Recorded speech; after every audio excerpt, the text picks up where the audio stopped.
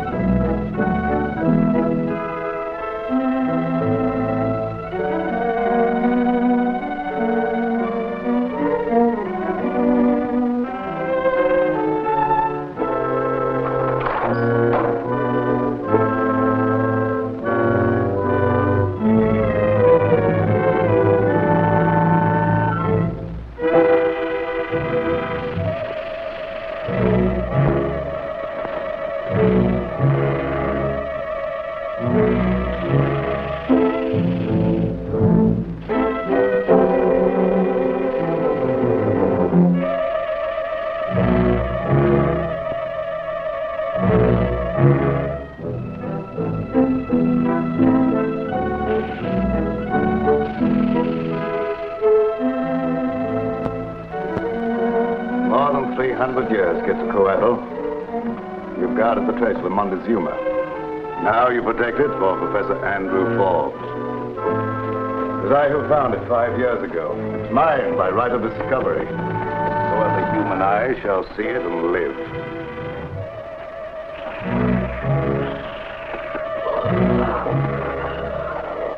You want it, don't you? You're proud of your plumage, aren't you? Kill for it, aren't you? No doubt you'll kill again. Many times. Foolish people who send one think I'm only a poor, eccentric archaeologist. They don't know how rich I am, or how smart. If they were to see you now, they would think you were some monstrous leftover from the prehistoric age. They wouldn't believe that you were Quetzalcoatl, the feathered serpent god.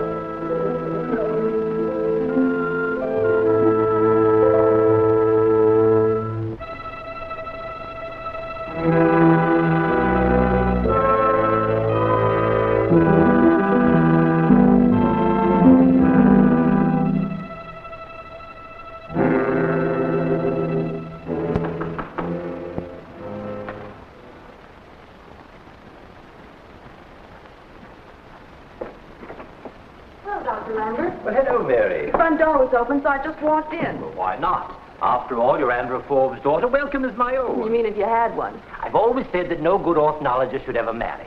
One can't chase birds and women at the same time, you know. Well, just sit down, Mary. Would you like to see my article on birds of the Southwest?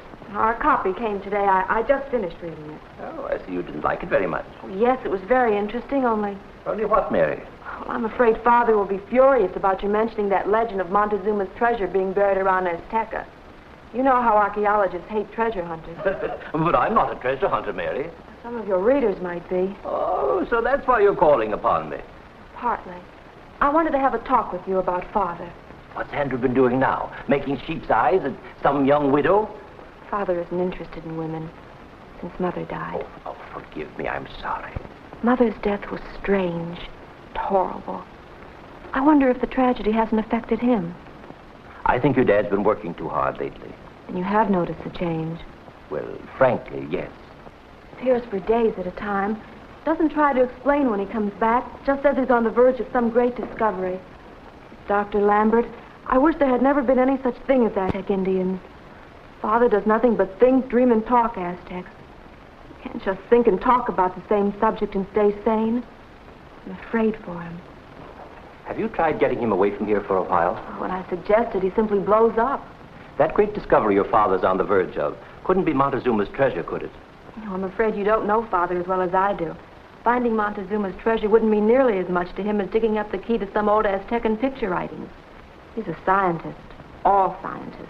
Finding an Aztecan Rosetta Stone would be a great contribution to science.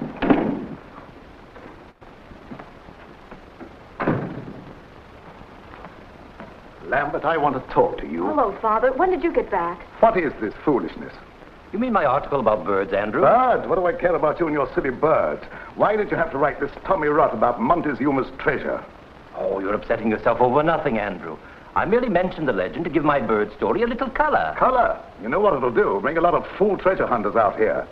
Between their digging and their dynamite, they'll blast Azteca off the map, looking for something which never existed. I'm sorry, Andrew. Sorry? A lot of good that'll do. Father, you talk as though Dr. Lambert committed murder. When I want your advice, I'll ask for it. And in future, you stick to your own trade. Chasing feathers. Doctor, I'm ashamed of my father's actions. Please try to overlook them. I understand, Mary. Don't worry. Any apologies from Mary are not from me.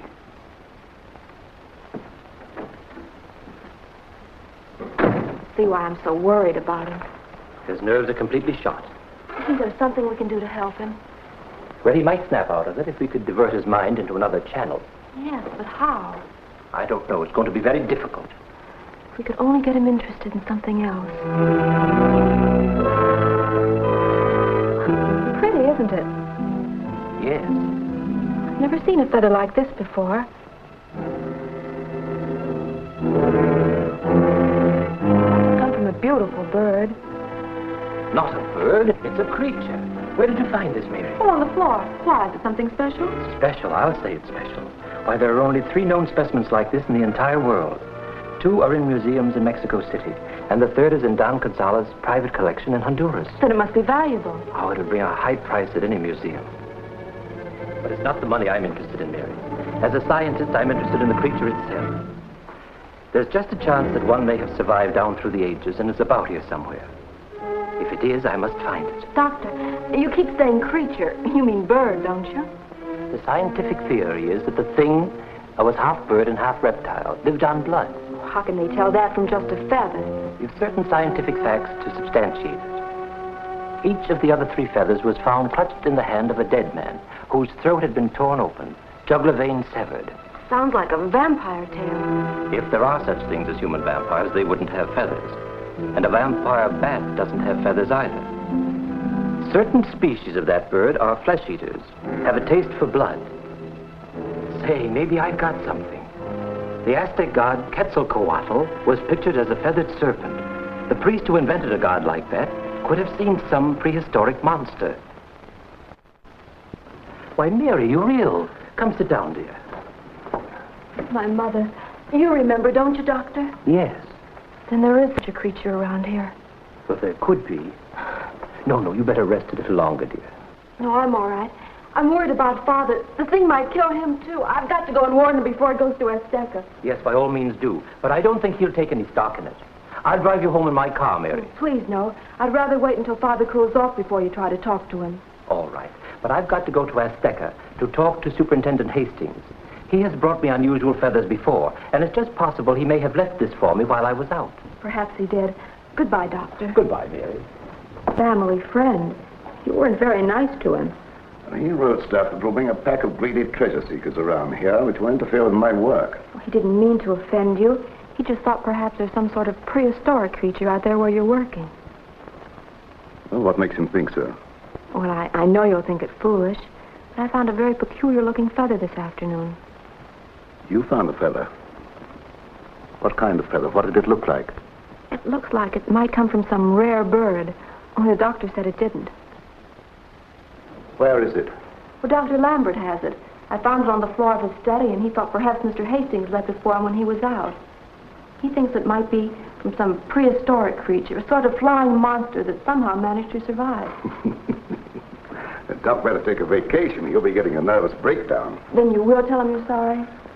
If it will make you any happier, I'll stop by and apologize right now. Oh, he isn't there now. He rushed right out to Azteca to show the feather to Mr. Hastings. Oh, you'd better not wait supper for me, dear. I may be late. Goodbye.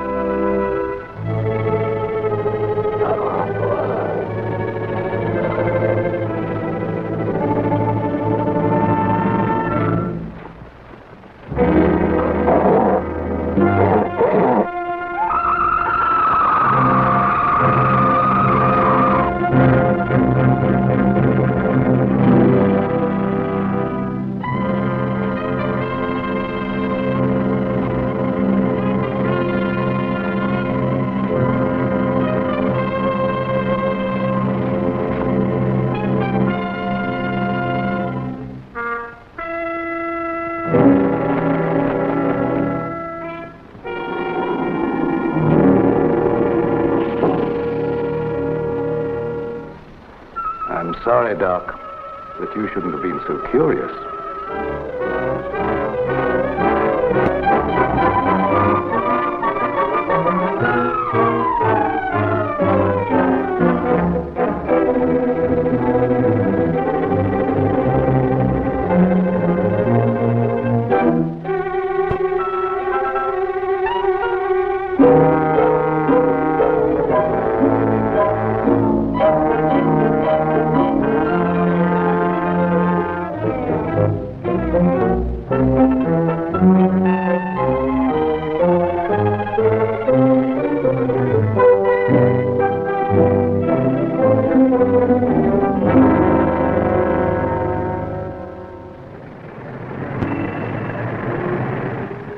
Always a pioneer in radio entertainment, Radio Network XOR is undertaking to bring to its listeners first-hand information of a factual mystery thriller. Press and radio during the last 24 hours have given much space and time to accounts of the strange and mysterious death of Dr. John Lambert, one of America's foremost ornithologists, whose body was discovered last Thursday night near the Azteca National Monument, a few miles from the little city of San Juan, New Mexico. Richard Thorpe, who has written many of the mystery yarns recently broadcast by XOR here in New York, has been engaged by this network to fly out to New Mexico to solve this strangest of crimes. He will broadcast daily as he progresses toward the murder solution. Mr. Thorpe, who is here in the studio, will give you an idea of his plans. I now present Richard Thorpe. Ladies and gentlemen of our listening audience, good evening. Today, when I was talking casually with Mr. Hanson, New York news editor of XOR, our conversation naturally drifted to the subject uppermost in the minds of all mystery fans.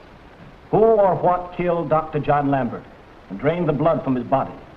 Was this bizarre act done for the purpose of baffling the authorities? Was the crime committed by some mad mortician who was acquainted with the use of embalming instruments? Or was Lambert a victim of some strange prehistoric bird or animal? Stranger still, do vampire monsters exist today? Many of the legends of human vampires existing in the dark corners of the earth, the werewolf of the Russian steppes and the Carpathian mountains of Transylvania, also the were-tigers of the Burmese jungles and the cat people of the Near East. Explorers tell us of strange people with strange tribal rites. Devil worshippers exist today not only in remote jungles, but actually live in European cultural spots. Oh, but Father, I wanted to hear what Dick Thorpe had to say about Dr. Lambert's death. I've read lots of his mystery stories and... First thing you know, you'll be believing in werewolves and devil worshippers. Then you were listening. I couldn't help overhearing some of it. Then you heard him say he's coming here to find out who killed the doctor. It'll take more than a mystery writer to uncover that. But Father, he's very clever. All he needs to solve a case is just one tiny clue. And maybe we can furnish him with that clue. Maybe we could. Good night, dear.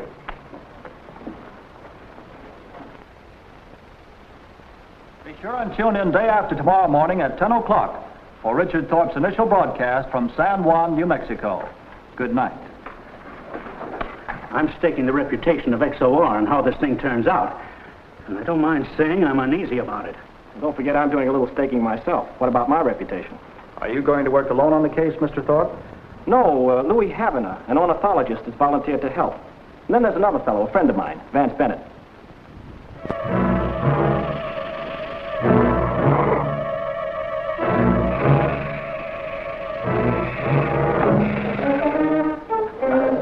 Here's your clue, Mr. Thorpe.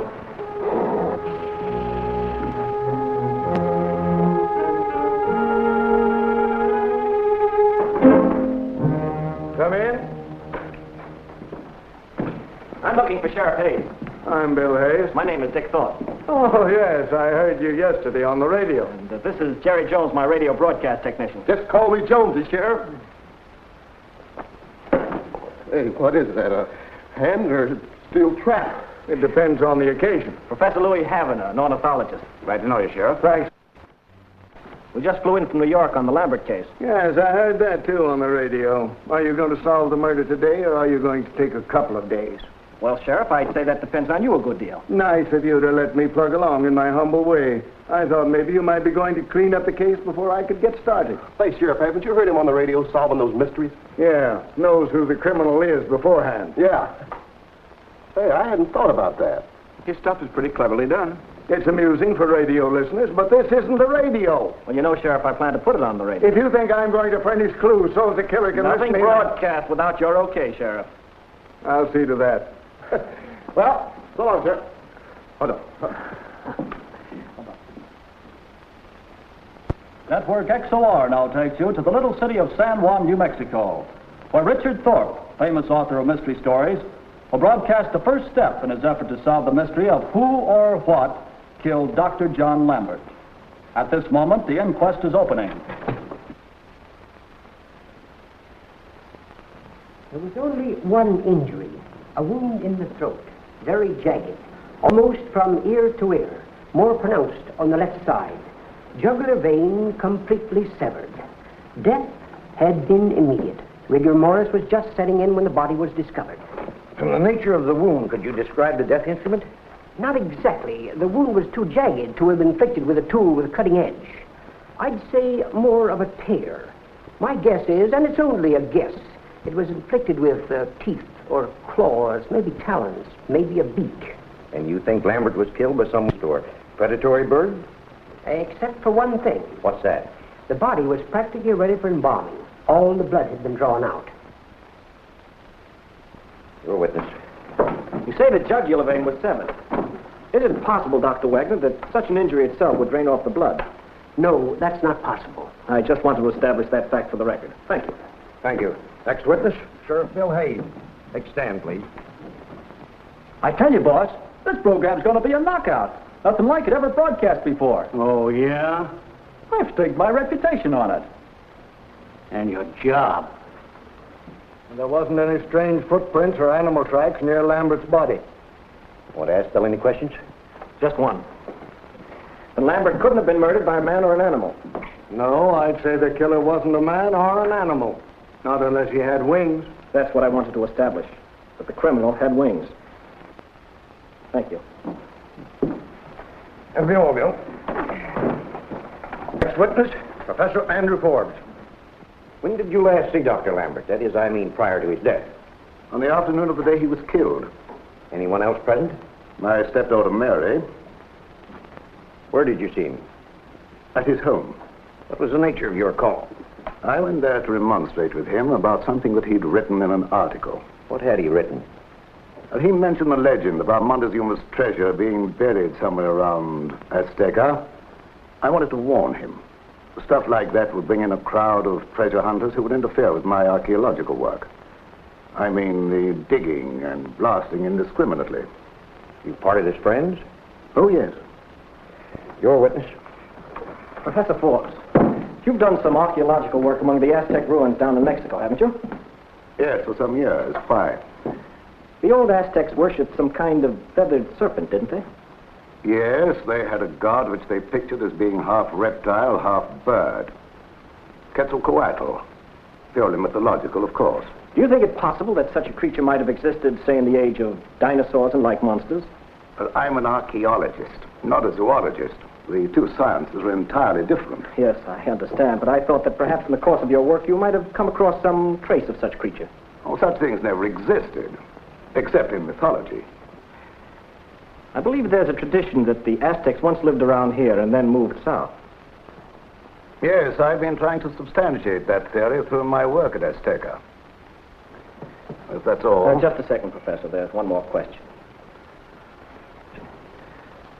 I hope you'll forgive me for touching upon a somewhat delicate and tender subject. Your wife.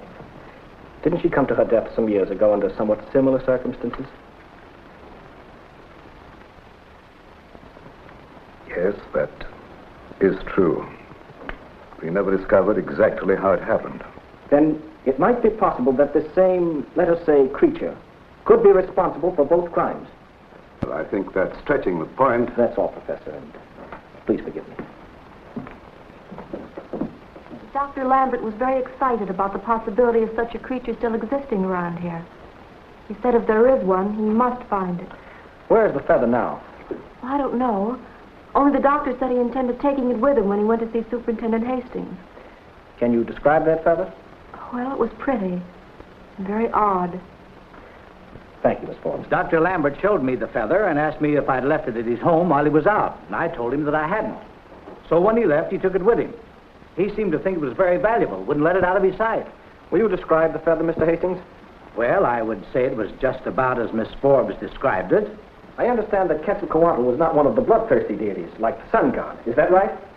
The human sacrifices were made to the sun god, but bloodletting was a rather popular Aztec pastime, and I presume that Quetzalcoatl would kill to preserve the thing he was charged with protecting. Is it true that 3 such feathers as were described here were discovered in Latin America, clutched in the hands of 3 dead men? Yes, But there was no feather found in Dr. Lambert's hand. I know that, but a very gentle breeze might have blown it away. That's all. Thank you, Mr. Hammond. Jury may now retire and consider a verdict. Pretty good, huh? All right. What happens next? How do I know? This thing's on the square. We, the jury, find that Dr. Lambert came to his death through undetermined circumstances, and that his death was a homicide. Can't something be done? I'm sure this is murder. I'm not leaving San Juan until I get to the bottom of these killings. Possibly if we all work together, we might get somewhere. You mean you're willing to work along with me? Young man, you are very necessary to some of my plans. Thank you, sir. I think there was one thing you forgot to ask me when I was on the stand. What's that? Whether you may call it our home. I didn't forget. I just didn't think this was the place. This afternoon for tea? Better make it supper. I have to go to Estica this afternoon. Well, that's fine. I'd like to ride out with you to where Lambert's body was found. I want to have a look around. Oh, yes, of course. It would be a pleasure.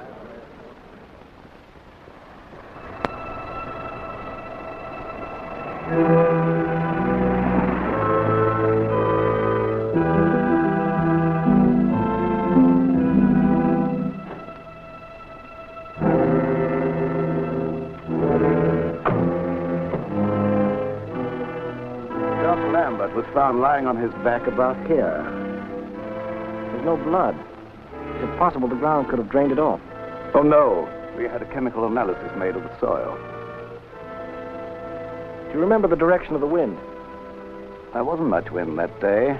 This time of the year, what little wind there is comes from over here.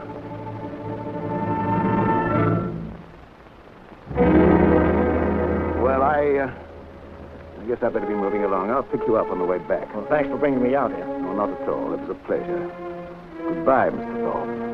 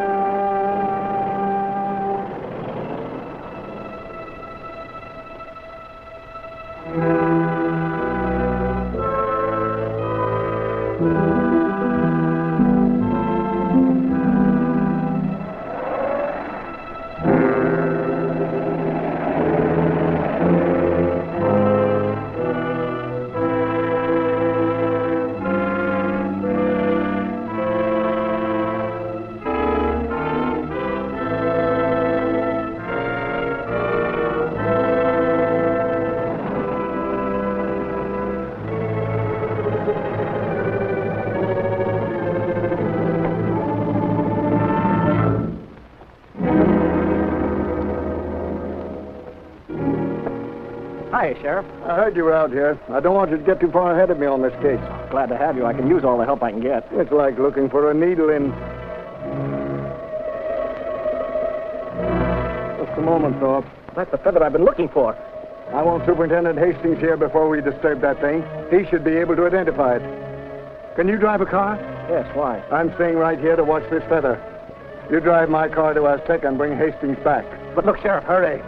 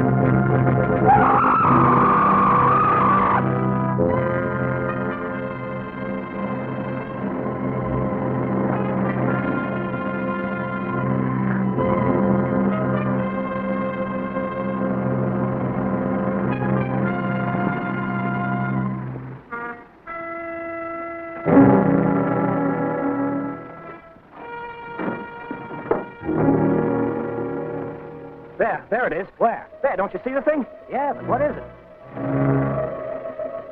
I'm not sure. I never saw anything like that before. I guess nobody else ever did and lived to tell it. Sheriff! Sheriff! Sheriff! Bill! Bill Hayes! Maybe he got tired waiting? No, he wouldn't leave here. Sheriff! Sheriff Hayes!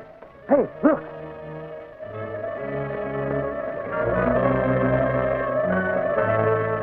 His throat has been ripped wide open.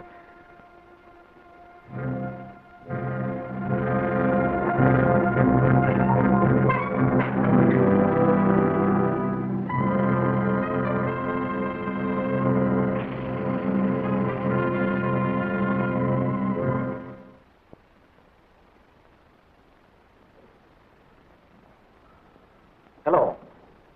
I'd like to speak with Mary, if I may. Who is this? Oh, Thorpe. Oh, hello, Thorpe. Too bad about Sheriff Hayes. Yes, you were very lucky. It might have been you. Yeah, I guess I was pretty lucky at that. Mind if I speak with Mary, Mr. Forbes? I'm sorry, she's in the tub. Any message? Well, please tell her I'm starting for the Pine Mountain Broadcasting Station now. I want to have another look around for that feather before I start the broadcast. I'll send Jonesy along to pick her up. Uh-huh. Well, thanks. Bye-bye. Did someone want me on the phone? Yes, Thorpe. Oh, why didn't you call me? He left a message. He said he was very sorry, but he couldn't come after you. But he invited me to watch him broadcast. You keep away from Pine Mountain, do you hear? Well, I don't see why. You heard what I said.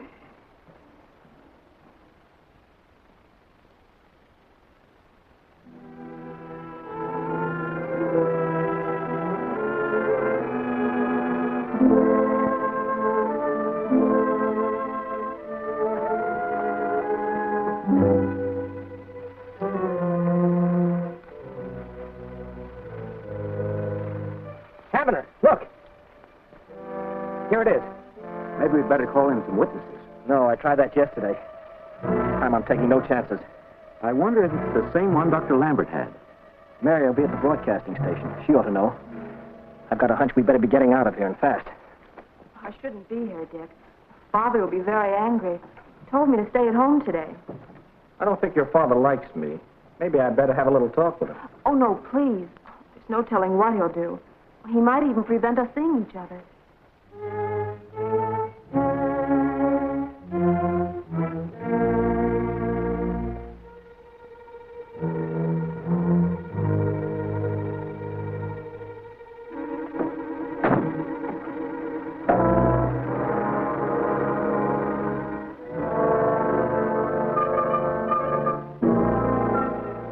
Certainly resembles a feather from the meat-eating species of the bird of paradise. Yet it's somewhat different. Well, it looks like the one Dr. Lambert had, but at the time I thought the other one was larger. Oh, is it the same kind? Oh, yes. But I don't think it's the same one that Sheriff Hayes was guarding when he was killed. Does that tell you anything? It's from the same creature, but a different feather. That's a clue, all right. Better get set. We're hooked up with XOR. Be right with you. Oh, Dick. May I come in while you're broadcasting?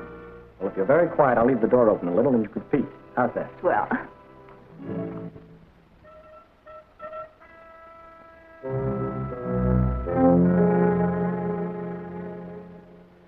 Network XOR now takes you to the little New Mexican city of San Juan, nestling in the foothills of the Rocky Mountains, where Richard Thorpe, noted author of mystery stories, is attempting the solution of a factual crime more fantastic and thrilling than fiction. From Pine Mountain Broadcasting Station, he will tell you of his progress. Come in, San Juan. This is Richard Thorpe, broadcasting from the Pine Mountain Station at San Juan, New Mexico. Yesterday, you heard the coroner's into the death of Dr. John Lambert, internationally known ornithologist. You heard the jury's findings, that Lambert's death was a death of violence, that the killer was some person, bird, or beast as yet unidentified. Only a few hours after the inquest, there was another murder. This time, the victim was Bill Hayes, sheriff of San Juan County. It was only by chance I was not the victim. When I returned with Hastings to act as witness to the findings of the feather, Bill Hayes was dead, his throat gashed, his body drained of blood. The assassin was just leaving the scene. As I had surmised, it was some sort of horrible creature, a leftover from a far distant age. I don't expect many of you who are listening in to believe a word of what I am saying when I describe this flying monster. Were I in your place, I wouldn't believe it. The other networks will laugh us off the air. Keep your shirt on. Thorpe wouldn't pull a fake. The head appeared dragon-like, the wings feathered, a long reptilian tail trailing behind it as it flew through the sky. It is my opinion that only 3 people have seen this monstrous creature and lived. These are Mr. Hastings, myself, and the human fiend who has sufficient control over this monster to use it as his instrument of murder. Of course, you'll want to know how I arrived at this conclusion. The reason I can't reveal the clue I'm working on is obvious. I don't want to put this man on his guard. Within a short time, however, I hope to announce the name of this killer in my broadcast. With me in the studio today is of America's foremost ornithologist. Who will describe to you the feather we picked up this morning at the scene of the tragedy. Ladies and gentlemen of our radio audience, Professor Louis Hammond.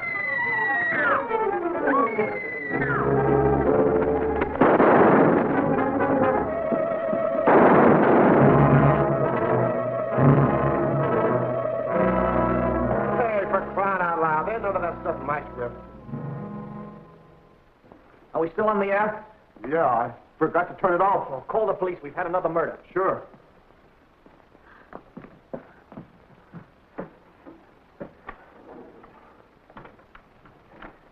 Ladies and gentlemen, there's been a murder at the studio. Professor Louis Haven was struck down by the feathered serpent as he stood at the window examining the feather we had just found. We'll be back on the air again tomorrow morning at the same time. You know what this fake is going to cost the XOR network? A franchise. Yes, Mr. Grant. I want you to find out if there's insanity in Thorpe's family. Yes, Mr. Grant. And order a couple of straitjackets. One for you and one for Thorpe. Okay, Mr. Grant. Okay. Make it 3 straitjackets. I must have been nuts myself when I hired the pair of you. All San Juan is asking, where will the Flying Death strike next? Who will be the victim? What is back of all these mysterious and fantastic murders? Early today, a double inquest was held over the bodies of Sheriff Hayes and Professor Haven, newest victim of the monster. I see Mr. Hastings is in the crowd. I'd like to ask him a few questions. Mr. Hastings, you were with me the day that Sheriff Hayes was killed. Why, yes. Did you see some kind of flying monster? I certainly did. Will you describe it to our radio audience? Well, it looked like sort of a giant reptile with bird's wings. That reminds me of one of those Aztec idols, a feathered serpent, Quetzalcoatl. I would like to ask Hastings a question. Why, sure, Mr. Forbes. Go right ahead. This is a public forum. Hastings, do you mean to say that you believe there's an Aztec god flying around these ruins? Aztec or Hottentot. I came in town today to get permission from the new sheriff to pack me a gun. Everybody in town's getting a gun permit. I hope they don't start shooting every time they see a feather. Hey, mister, what's that thing you got there? Oh, this? It's a doodlebug. You find treasure with it. Well, that's interesting. Tell us about it. We can leave now, Dad, if you like. I always thought you locate water with doodlebugs. Well, there are water doodlebugs, and there are other kinds, too. This one locates gold. Oh, so you're looking for a gold mine, eh? Not exactly a mine, a treasure that's been buried for a long time. You think there's buried treasure around here? I've got an old Aztec map that says there is, worth millions. Montezuma's treasure. Maybe we had better leave now, Dad. No, this interests me. Well, how does this particular doodlebug work? You just walk along holding it this way, and when you get over the gold or any other metal, it shows here on this dial. Oh, that's a good idea. Maybe there is buried treasure around here. It might have something to do with all these killings. Oh, Mr. Forbes, this ought to interest you. Come on over and take a look at it. This is Professor Andrew Forbes, an archaeologist. He's been excavating out at Azteca for years. Bennett's the name. Vance Bennett. Pleased to meet you, Mr. Forbes. Thank you. If this treasure hunt of yours isn't too private, I might be able to help you along. Well, that's mighty nice of you. If I find what I'm looking for, there'll be plenty for you, too. Well, I'm not interested in treasure from the standpoint of personal gain.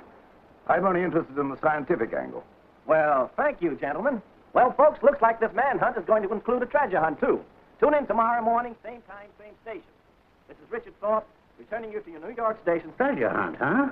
Well, you wouldn't believe yesterday there was a murder in the Pine Mountain studio. Maybe this treasure stuff isn't a hoax either. If they find any treasure, I want to be cut in on it. Get hold of Thorpe long distance and tell him. Well, there it is, Dick. Fine. How'd you find things in Honduras? Meaning the senoritas? Meaning old Don Gonzalez. I had a heck of a time keeping the old boy from flying up here with me. I was afraid he wouldn't want to let this precious feather out of his sight. That was less trouble than having it vacuum sealed in that package. What's the idea? Well, the way I've got it figured, Quetzalcoatl is guided to his feathers by their scent. I didn't want him at our throat before we were ready for him. Then you really believe there is a feathered serpent? Vance, I'm sure of it. I've seen him twice. When he killed Sheriff Hayes and when he killed Havana. Why? My dear fellow, haven't you guessed? Montezuma's treasure. Montezuma's treasure? Say, are you kidding?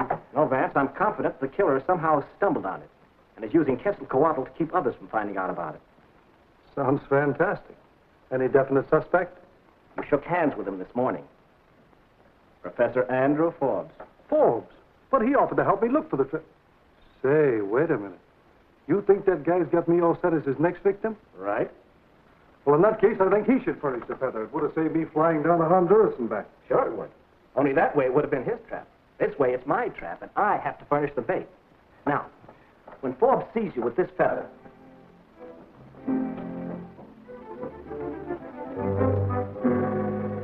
This is a spot according to the map, but I don't get any reaction. I've got another place in mind further over toward Azteca. I agree with your map. This is the logical place. Yeah, I guess you're right. We'd better stick around where the map says it is. Hey, look at this. Where did you get that? Picked it up down there. Pretty, isn't it? Looks like a very rare feather. Maybe it's a good luck piece. You'd better keep it. Yeah, I'll do that. Well, I'll be seeing you. Goodbye, Bennett. Goodbye, and thanks.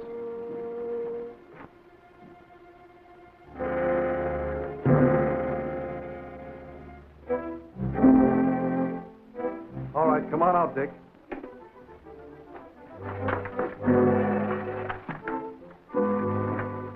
How's it going, kid? Just as you said it, Woody. Hightailed it to release Quetzalcoatl. Good. Get in there. I'm going to follow him.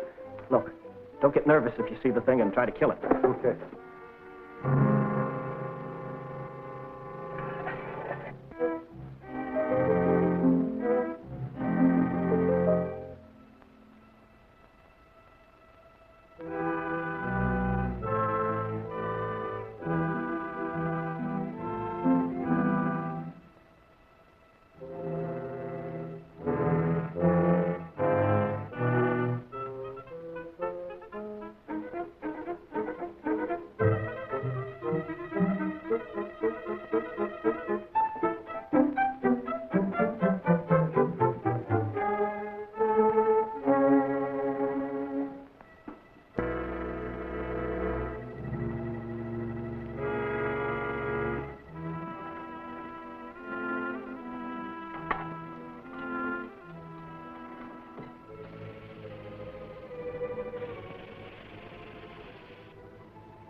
You're lucky, my friend.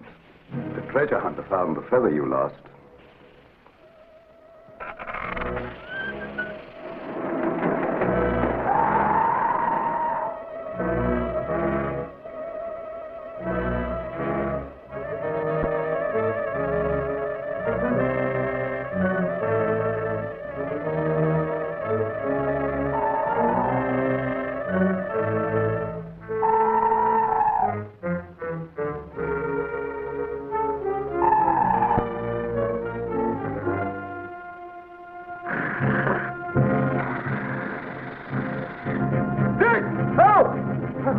Somebody! Anybody!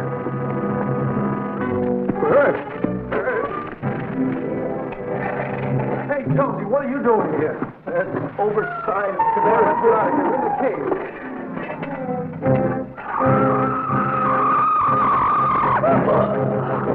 What does he want with us? Well, he's after this feather. Well, let him have it. Yeah, I guess we'd better.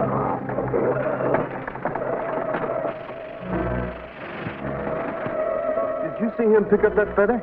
Yeah. Boy, that was a narrow escape. Yeah, let's get out of here.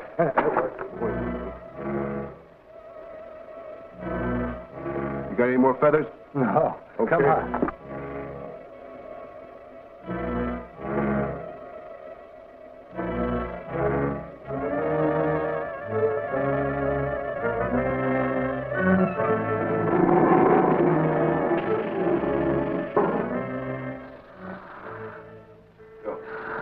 That's the last of you and your fool doodlebug, Mr. Bennett. Now we want just one more of your beautiful feathers, Quetzalcoatl. Just one more. Only one inquest that you won't broadcast, Mr. Thorpe. Your own. Would you have thought that Andrew Forbes called?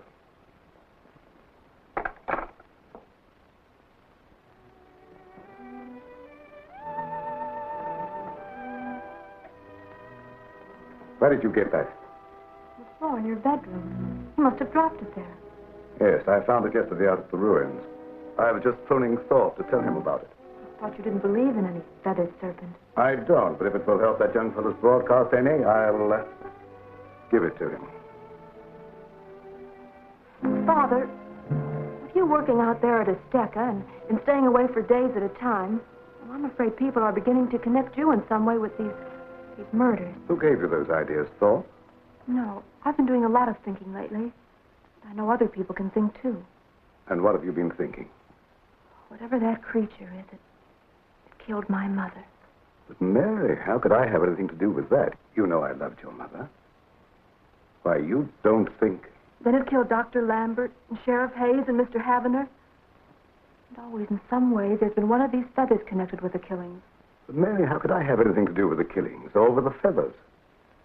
I know you've never liked to talk about Mother's death, so I've tried not to mention it. I remember she had one of those feathers, and she told me you'd given it to her. She thought it was pretty. She asked me for it. In a mysterious way, one of these feathers showed up in Dr. Lambert's study, after you insulted him for mentioning Montezuma's treasure. That's right, my dear. Get everything off your mind. Oh, that's all. Oh, with you staying away for days at a time and no explanations, well, I'm sorry, but you act as though you're hiding something. Well, I may as well tell you.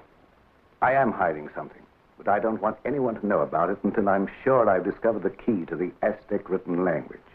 Oh, so that's what it is. If you want me to prove it, I'll take you out there and show you. But you must promise me not to mention it yet. I'm so glad I was mistaken. You know, I've never thought of you as a stepfather. And I've always loved you as my own daughter. Now, get ready, dear. I'm taking you out to see my discovery. Well, that isn't necessary. I believe you. I think you should know all about it in case anything happens to me. Well, all right. If it'll please you. I'll be ready in a minute.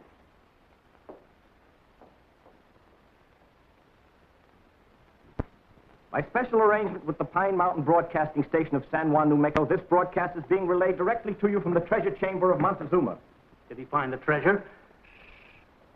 The secret treasure of the Aztec Emperor was found last night by your broadcaster, Richard Thorpe, after I tricked the slayer of Dr. Lambert, Sheriff Hayes, Louis Havener, and others into unconsciously revealing its location. At that time, he was attempting another killing. Following this broadcast, I shall swear out a warrant charging this man with wholesale murder. All I want to know is, did he find the treasure? When I undertook to solve these weird slayings, my first problem was, is there a creature half bird, half reptile, a feathered serpent, a living likeness of the Aztec god Quetzalcoatl?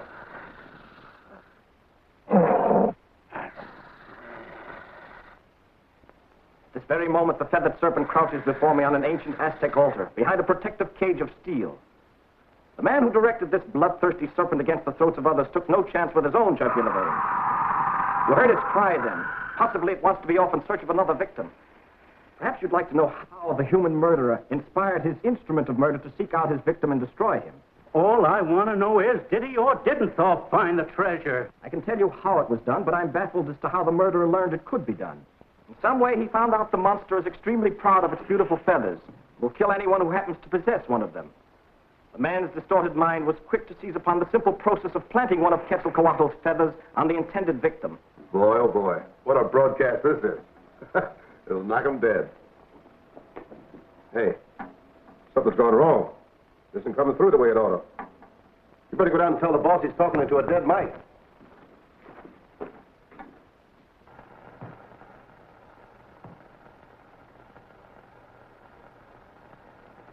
Why didn't he say something about the treasure?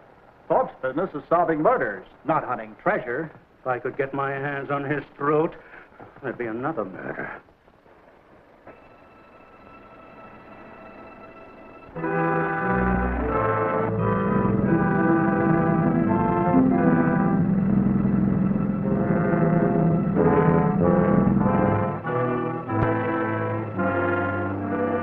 I wasn't half through. How long is it going to take to fix that thing? About 5 minutes if I'm lucky. Well, hurry, will you? Doing the best I can.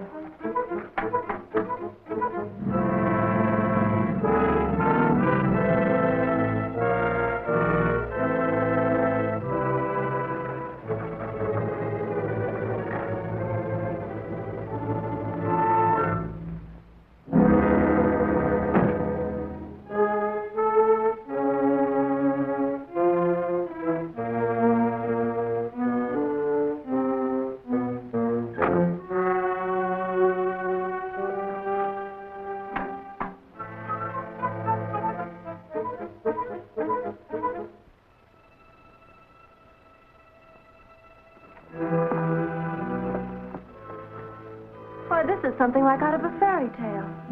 You must be careful, dear. It's dark in here.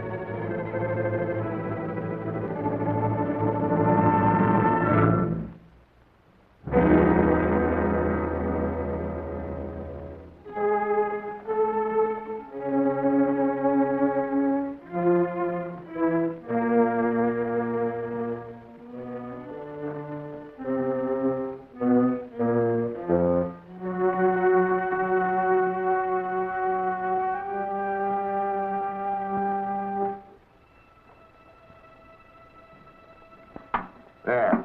That ought to do it.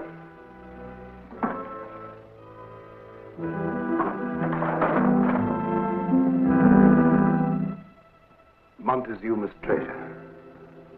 Montezuma's treasure? Beautiful. Hey, somebody in there. In where? In the treasure chamber. Listen. And what are in all those chests? Gold, diamonds, emeralds. The richest treasure in the world. Why do you keep it hidden? Because it's mine. Mine, you hear? All mine. I'm the richest man in the world. The richest treasure in the world. It's mine. Forbes, he's got Mary in there with him. Showing off his treasure, huh? He's mad. He'll kill her. Keep that thing going. Yeah.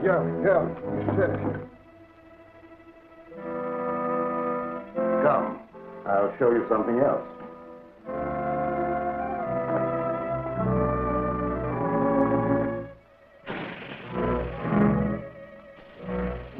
Then you did kill Dr. Lambert and all the others. Quetzalcoatl guards the treasure. He's an Aztec god. You mean a monster. And you're a murderer. You sent that thing to kill my mother. No, but that's how I learned he would kill to get his feathers back. You see, my dear, when one stumbles too close to my secret, it's dangerous to let him live. I'm sorry it has to be this way.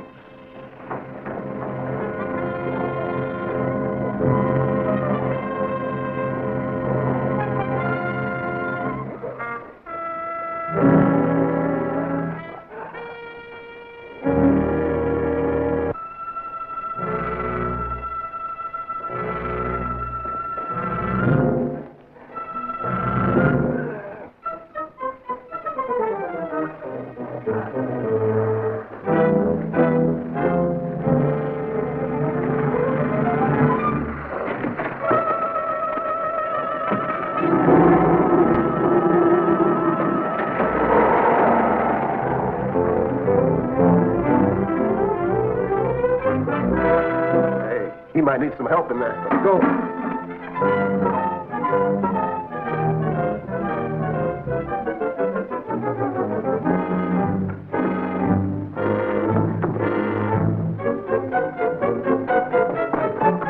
Which way Forbes go? I don't know. There he goes.